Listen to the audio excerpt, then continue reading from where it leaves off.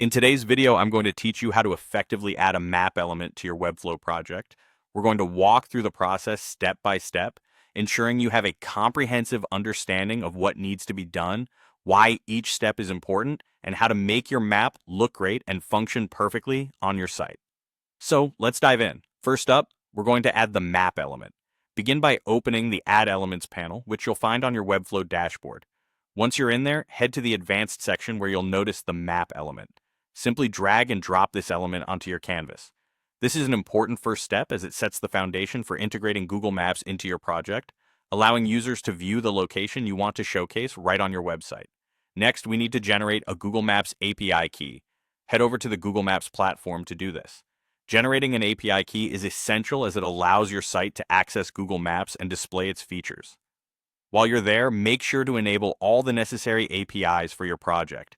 Remember, it is crucial to restrict the API key to prevent unauthorized use.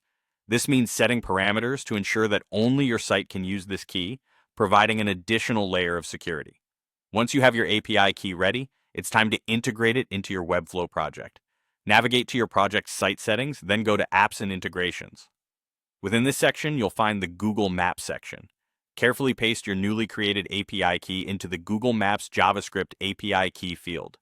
Inputting this key correctly is vital as it connects your map to Google's powerful mapping system, ensuring dynamic and accurate data is displayed.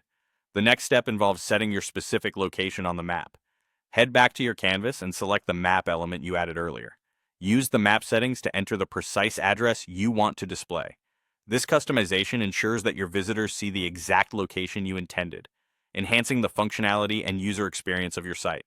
Finally, it's time to customize and publish your work. Style the map to match your site's design and feel. Webflow offers various styling options, allowing you to tweak and tune the map's appearance, from colors to layout. Once you're satisfied with how everything looks, save your changes and publish your site. This final step is your moment of triumph. Your site is now live with an interactive map that looks professional and enhances your online presence. And that's it. By following these straightforward steps, you have successfully integrated a dynamic map into your Webflow project. Whether you're highlighting a business location or enhancing user navigation, these skills will prove invaluable. Thanks for watching, and happy designing.